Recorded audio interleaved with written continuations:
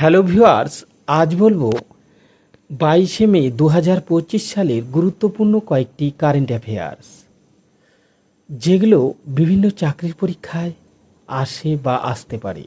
তো শুরু করা যাক। আজকের প্রথম প্রশ্ন: কোন রাজ্য সরকার ইন্দিরা সৌরগিরি জল বিকাশম প্রকল্প চালু করেছে? A Telangana, B Maharashtra, C Odisha, D Kerala. তো এর সঠিক উত্তর হবে অপশন এ তেলেঙ্গানা। কি পয়েন্ট: তেলেঙ্গানার মুখ্যমন্ত্রী রেবন্ত রেড্ডি নাগরকর্নুল জেলার আমরাবাদ মণ্ডলের মাচারামে ইন্দিরা গৌরশ্রী জল বিকাশম প্রকল্পের সূচনা করেছেন। এই প্রকল্পের লক্ষ্য হল বিদ্যুৎবিহীন উপজাতি জমিতে সৌর শক্তিচালিত বোরওয়েল ব্যবহার করে সেচের ব্যবস্থা করা। এটি বন অধিকার আইন এর অধীনে তপশিলি উপজাতি এসটি কৃষকদের অধিকৃত 6 লক্ষ একর জমিকে আচ্ছাদিত করবে। 2.5 একরের বেশি জমির মালিক কৃষকরা পৃথক ইউনিট পাবেন। অন্যদিকে ছোট জমির মালিকরা বোরওয়েল ব্যবহারকারী গোষ্ঠী গঠন করবেন। উপজাতি কল্যাণ বিভাগ 25শে মে এর মধ্যে যোগ্য কৃষকদের চিহ্নিত করবে।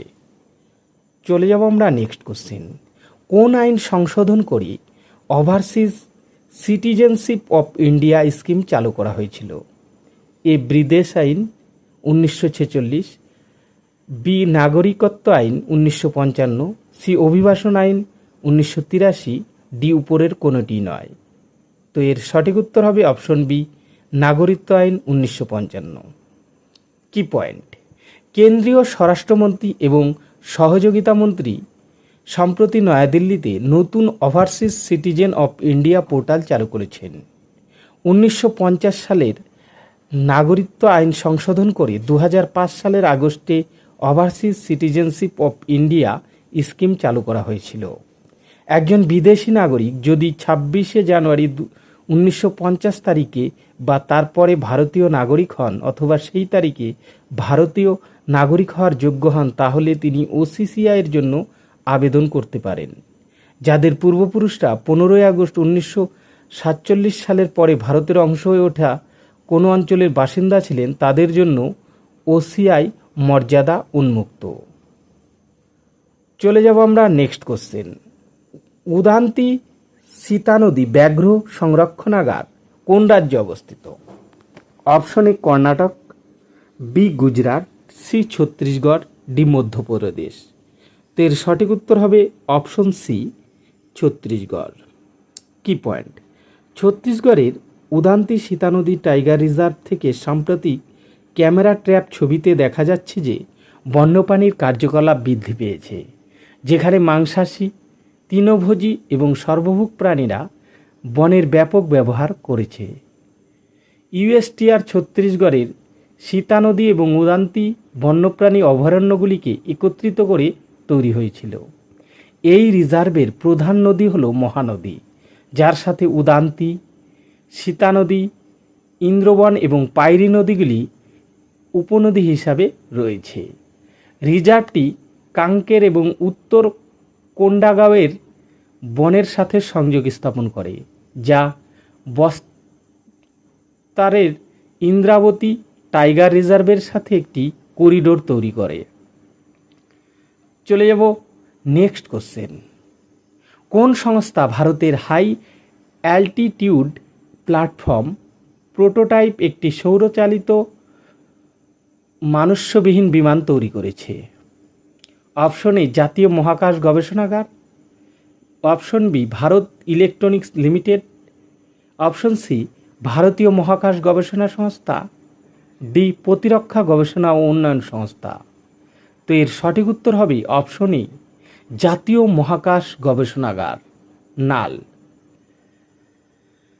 কি পয়েন্ট: সাম্প্রতিক এক উন্নয়নে ন্যাশনাল অ্যারোস্পেস ল্যাবরেটরিজ দ্বারা ডিজাইন করা ভারতের হাই অ্যালটিটিউড প্ল্যাটফর্ম প্রোটোটাইপটি একটি সার্টিফাইড অটো পাইলট সিস্টেমের মাধ্যমে প্রাক বর্ষা উড্ডয়নের পরীক্ষা সফলভাবে সম্পন্ন করেছে। হাই অল্টিটিউড প্ল্যাটফর্ম হলো একটি মনুষ্যবিহীন সৌর শক্তিচালিত বিমান যা স্ট্র্যাটোস্ফিয়ারে 17 থেকে 22 কিলোমিটার উচ্চতায় উড়ে যায়। এটি স্থল ব্যবস্থা এবং উপগ্রহের মধ্যে একটি মাধ্যম স্তর হিসাবে কাজ করে, যা ক্রমাগত আকাশ পরিষেবা প্রদান করে। এটি বৈজ্ঞানিক ও শিল্প গবেষণা পরিষদ এর অধীনে বেঙ্গালুরুর নাল দ্বারা তৈরি করা হয়েছিল। কর্ণাটকের চিত্রদুর্গে অবস্থিত অ্যারোনটিক স্পেস রেজ এর উন্নয়নে সহায়তা করেছিল। চলে যাব আমরা নেক্সট কোশ্চেন। 2025 সালের মে মাসে কেন্দ্রীয় কৃষি মন্ত্রণালয় কর্তৃক চালু করা দেশব্যাপী কৃষি অভিযানের নাম কি? অপশন এ অন্নদাতা সম্মান অভিযান, বি খাদ্য নিরাপত্তা মিশন, সি ভিকসিত কৃষি সংকল্প অভিযান, ডি কৃষি বিকাশ যাত্রা। তো এর সঠিক উত্তর হবে অপশন সি ভিকসিত কৃষি সংকল্প অভিযান। কি পয়েন্ট? কেন্দ্রীয় মন্ত্রী শিবরাজ সিং চৌহান সম্প্রতি 29 মে থেকে 12 জুন 2025 পর্যন্ত দেশব্যাপী বিকশিত কৃষি সংকল্প অভিযান চালু করেছে। প্রধানমন্ত্রী নরেন্দ্র মোদীর উন্নত ভারতের লক্ষ্যের অধীনে কৃষিকে আধুনিক ও সমৃদ্ধ করার লক্ষ্যে এটি কাজ করে। কৃষি ভারতের প্রায় অর্ধেক জনসংখ্যার ভরণপোষণ করে এবং জাতীয় খাদ্য নিরাপত্তার মূল চাবিকাঠি। কৃষি ও কৃষক কল্যাণ মন্ত্রকের 6 দফা কৌশল রয়েছে: উৎপাদন বৃদ্ধি, খরচ কমানো, ন্যায্য মূল্য নিশ্চিত করা, দুর্যোগের ক্ষতিপূরণ, ফসলের বৈচিত্র্য এবং জৈব চাষাবাদকে উৎসাহিত করা। ভারত 2024-25 সালে সর্বোচ্চ কৃষি উৎপাদন রেকর্ড করেছে, যেখানে খাদ্যশস্য উৎপাদন 3309.18 লক্ষ টন বৃদ্ধি পেয়েছে। চলে যাব আমরা নেক্সট কোশ্চেন। সম্প্রতি বিশ্ব পরিবার চিকিৎসকের দিন কবে পালিত হয়? Option A 17 May, B 15 May, C 18 May, D এদের কোনোটি নয়। তো এর সঠিক উত্তর হবে অপশন বি 15 মে। কি পয়েন্টস? বিশ্ব পরিবার চিকিৎসকের দিন প্রতি বছর 15 মে তারিখে পালিত হয়। এই দিনটি পরিবারের গুরুত্ব উদযাপন করে এবং আন্তর্জাতিক পরিবার বছরের সময় শুরু হয়েছিল। এটি একটি বিশ্বব্যাপী পালন এবং এটি কোনো সরকারি ছুটির দিন নয়। চলে যাব আমরা নেক্সট কোশ্চেন। খেলো ইন্ডিয়া বিচ গেমস 2025-এর প্রথম সংস্করণটি সম্প্রতি কোথায় শুরু হয়েছে? এ গোয়া, বি কোচি, সি দিউ, ডি এর কোনোটি নয়। তো এর সঠিক উত্তর হবে অপশন সি দিউ। কি পয়েন্ট? কেন্দ্রীয় যুব বিষয়ক ও ক্রীড়ামন্ত্রী ডক্টর মনসুখ মান্ডভিয়া নতুন খেলো ইন্ডিয়া গেম চালু করার ঘোষণা করেছেন, যা ঐতিহ্যবাহী ভারতীয় খেলাধুলার প্রচারের উপর দৃষ্টি নিবদ্ধ করে। Khelo India martial arts game জুলাই-আগস্ট 2025 তামিলনাড়ু এবং Andhra Pradesh. Khelo India tribal game ছত্তিশগড়ে সেপ্টেম্বর। খেলো ইন্ডিয়া স্বদেশি গেম স্থান এবং তারিখ এখনও ঘোষণা করা হয়নি।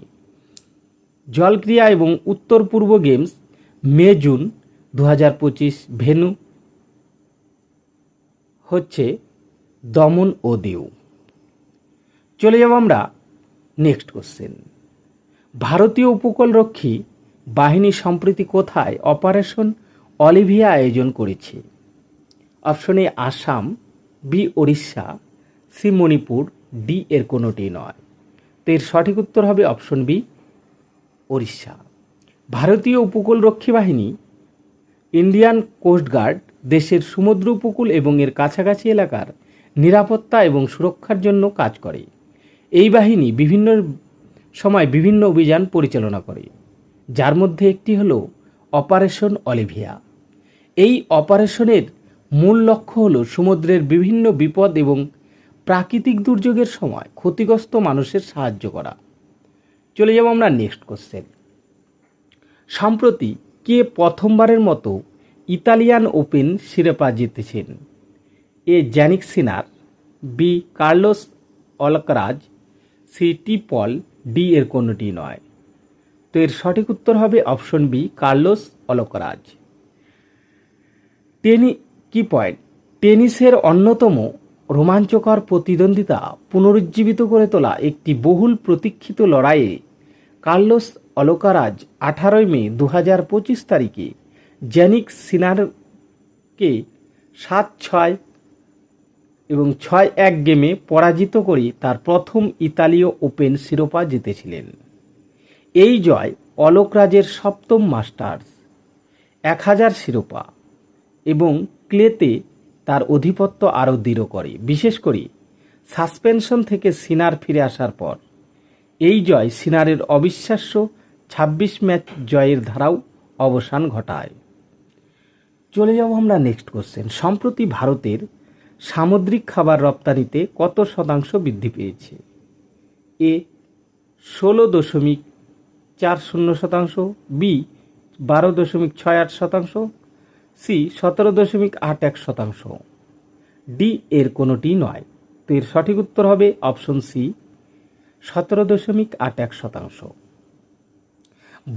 কি পয়েন্ট, বর্তমানে সামুদ্রিক খাবার রপ্তানি বৃদ্ধি পাওয়ার প্রধান কারণ হল উন্নত প্রযুক্তি, জলজ সম্পদের বৃদ্ধি এবং বিশ্বব্যাপী চাহিদার বৃদ্ধি।